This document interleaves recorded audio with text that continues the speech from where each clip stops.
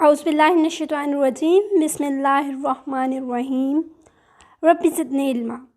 Dear students, अस्सलामु अलैकुम। Hope so you all are fine. आज का हमारा टॉपिक है कैल ऑन पेज नंबर 23। ठीक है, पेज 23 पे आज हम कैल पढ़ने वाले हैं। जैसे कि आपको पता है, हम online with computers revised edition को फॉलो कर रहे हैं। तो आज का टॉपिक स्टार्ट करते हैं। Let's start reading. Computer aided learning is different in approach from the computer assisted instruction. ठीक है, वो कहते हैं कि कंप्यूटर एडेड लर्निंग का जो कॉन्सेप्ट है, ये एक ऐसी अप्रोच है, ठीक है, एक ऐसा कॉन्सेप्ट है कि इसका ये बिल्कुल डिफरेंट है कंप्यूटर असिस्टेड लर्निंग से। किस तरह से डिफरेंट है, तो ये हम देखेंगे आज। In CAL, software relies more on learning through discovery and investigation than theory and question। ठीक है, जो हम कंप्यूटर एडेड लर्निंग पढ़ते हैं उसमें जो लर्निंग होती है वो डिस्कवरी के ज़रिए होती है। या तो आपने कुछ डिस्कवर कर लिया होता है, या आप इन्वेस्टिगेशन करते हैं, एक पूरा प्रोसेस करते हैं, क्यूरीज अप्लाई करते हैं, क्वेश्चंस अप्लाई करते हैं, एक चीज़ लेते हैं। जैसे फॉर एग्जांपल आप एक कोई सा भी प्रॉब्लम ले लें कि अब तो बहुत ज़्यादा सारा हमारे पास एडवांस डाटा है, एडवांस्ड कैलकुलेशंस हैं, लेकिन अगर हम थोड़ा सा पीछे दौर में चले जाएं, जब हम अबैकस यूज़ करते थे, तो आप ये सोचें कि अबैकस जब हम यूज़ करते थे तो उस वक्त हमारे लिए एडिशन करना कदरे मुश्किल होता था। ठीक है, तो उस वक्त जो है इन्वेस्टिगेशन की गई, उस वक्त डिस्कवरीज अप्लाई की गई, तो फिर हमारे पास मोर बेटर रिज़ल्ट आए, अच्छे रिज़ल्ट आए, और हमने मशीन्स डिस्कवर की, और एट द एंड अब हमारे पास कंप्यूटर मशीन है जिसके ज़रिए आपकी जो कैलकुलेशंस हैं वो नैनो सेकेंड्स में हो जाती है। सेकंड के भी कई में हिस्से के अंदर आपकी जो कैलकुलेशंस हैं वो हो जाती हैं। कैलकुलेशन जो सेकंड के किसी हिस्से में होती हैं वो बिल्कुल दुरुस्त, बिल्कुल एक्यूरेट होती हैं। ठीक है, उनमें गलती की भी गुंजाइश नहीं होती। तो यहाँ पे जब कैल की हम बात कर रहे हैं, कंप्यूटर असिस्टेड लर्निंग की, ये एक ऐसी लर्निंग है जिसमें आप कुछ डिस्कवर करते हैं या आप इन्वेस्टिगेशन करते हैं, पूरा प्रोसेस करते हैं कि ये प्रॉब्लम क्यों है, किस तरह है, इसको कैसे सॉल्व किया जाए। ये नहीं होता कि आपके पास जस्ट थ्योरी होती है और क्वेश्चंस होते हैं और आप उसकी बेस पे लर्निंग करवाते हैं। ये ऐसा नहीं होता इसमें। ठीक है, इस सॉफ्टवेयर के अंदर कंप्यूटर प्रोग्राम यूज़ एनिमेशंस। इसमें होता क्या है कि कंप्यूटर प्रोग्राम एनिमेशंस का इस्तेमाल करते हैं। Modelling of experiment in physical. ठीक है, मॉडलिंग का यूज़ होता है, यानी कि एक ऑब्जेक्ट जो है वो किस तरह एक एनवायरनमेंट है जैसे, तो उसमें कोई भी एक ऑब्जेक्ट है वो किस तरह से अपने सारे काम करेगा, कैसे टास्क करेगा, वो सारा दिखाया जाता है फिज़िकली। ठीक है, इसको मॉडलिंग कहते हैं। मॉडलिंग की टर्म अगर आम आप देखें तो आप मॉडलिंग किसको कहते हैं? टू शो एनीथिंग, किसी भी चीज़ को दिखाना, प्रैक्टिकली दिखाना। जैसे हमारे यहाँ मॉडलिंग होती है, ड्रेसेस की मॉडलिंग होती है। ठीक है, तो उसमें क्या होता है, एक्चुअली में ट्रेंड्स को दिखाया जाता है। तो बिल्कुल यहाँ पे मॉडलिंग से मुराद यही है कि जो भी चीज़, जो भी नॉलेज आपने गेन किया है, जो भी नॉलेज आपको हासिल हुआ है, ठीक है, उसको आप दिखाएं, लोगों को करके दिखाएं, एक्सपेरिमेंट तजर्बाती तौर पे करके दिखाएं ताकि उनको समझ आए। तो होप्स आपको मॉडलिंग टर्म की समझ आ गई होगी। Model generation that student can use to discover what happens in different situation. ठीक है, मॉडल जनरेशन क्या है? अब modelling of experiments in physical है, और इसके बाद मॉडल जनरेशन की एक टर्म है, उसमें वो कह रहे हैं कि इसमें होता ये है कि स्टूडेंट जो है वो यूज़ कर सकते हैं जो भी डिस्कवर हुआ है, उसमें उसको इस्तेमाल करते हुए वो ये बता सकते हैं कि मुख्तलिफ जो सूरत हाल हुई है वो किस तरह से हुई है। ठीक है, वीडियो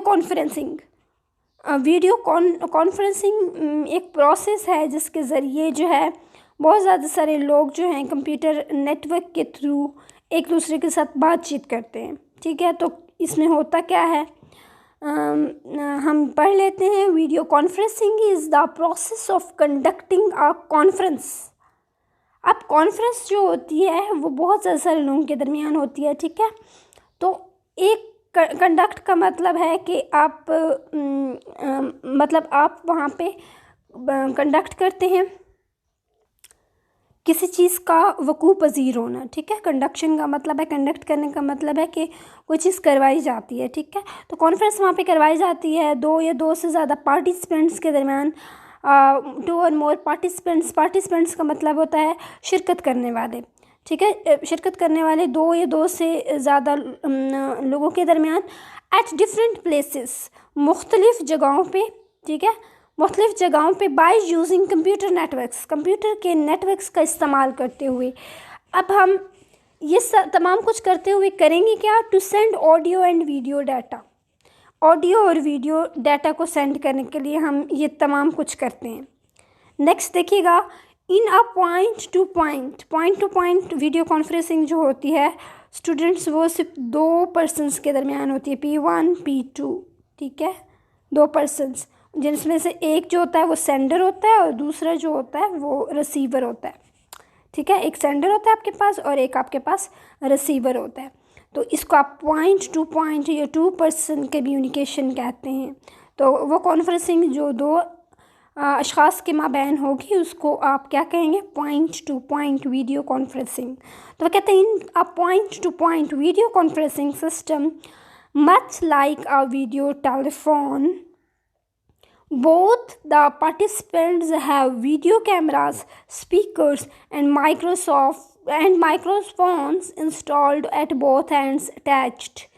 कहते हैं बिल्कुल वीडियो टेलीफोन की तरह दोनों पार्टिसिपेंट्स के पास क्या होना चाहिए? एक तो वीडियो कैमरा होना चाहिए, ठीक है, एक उनके पास वीडियो कैमरा होना चाहिए, दूसरा स्पीकर्स होने चाहिए और तीसरा माइक्रोफोन, जिसे आप माइक कहते हैं इन शॉर्ट, वो भी उनके सिस्टम के अंदर दोनों एंड्स पे, रिसीवर के पास भी और सेंडर के पास भी, दोनों एंड्स पे वो इंस्टॉल्ड होने चाहिए ताकि जो आवाज़ है वो क्लियर हो, जो तस्वीर है वो भी क्लियर आए और कम्युनिकेशन क्लैरिटी के साथ हो, ठीक है। At both ends attached to the computer and the network, ठीक है, नेटवर्क और कंप्यूटर के साथ ये सब चीज़ें अटैच होनी चाहिए। एज द 2 पार्टिसिपेंट्स स्पीक, जैसे ही 2 पार्टिसिपेंट्स बात करते हैं, टू ईच अदर, एक दूसरे के साथ बात करते हैं, their voices are passed through the over the network, उनकी आवाज़ें जो होती हैं वो नेटवर्क के ऊपर से पास की जाती हैं, and deliver to the other person, और दूसरे शख्स को डिलीवर की जाती हैं। किस तरह से? टू अदर्स स्पीकर, दूसरे के स्पीकर पे की जाती है, ठीक है, वो फॉरवर्ड दूसरे के स्पीकर पे की जाती है। एक बंदा माइक से बोल रहा है, सेंडर माइक से बोल रहा है, नेटवर्क उसको उसके माइक की आवाज़ को ट्रांसमिट करता है दूसरे के स्पीकर में। Their voices are passed over the network and delivered to other speakers, and whatever image appear in front of the video camera appear in the window on the other participants monitor।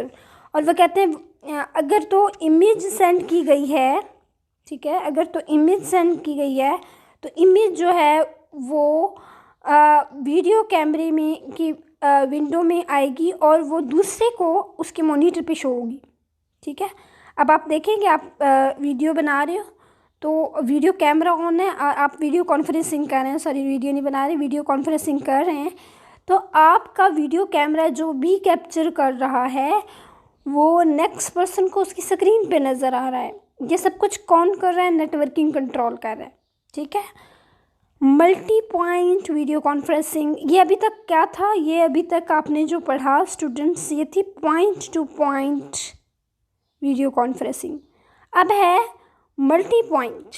Multi point का क्या मतलब है? जिसमें 2 नहीं, more than 2 persons involve होंगे, ठीक है। Multi point video conferencing allow 3 or more participants to have video conferencing and communicate as if they were sitting right next to each other, ठीक है। वो बिल्कुल एक दूसरे के साथ जब बैठे होंगे तो वो कहते हैं कि video conferencing, multiple point video conferencing जो है उसमें 3 या 3 से ज़्यादा जो लोग हैं वो पार्टिसिपेट तभी कर सकेंगे जब वो एक दूसरे के बिल्कुल साथ बैठे होंगे। ठीक है, होप सो आपको ये टॉपिक समझ आ गया है। इंशाल्लाह ताला अज़ीज़ we will discuss next topic in next lecture, that is multimedia application. तो ये हमारा नेक्स्ट लेक्चर यहाँ से स्टार्ट होगा। टिल देन स्टे ब्लेस्ड, अल्लाह हाफिज़, टेक केयर।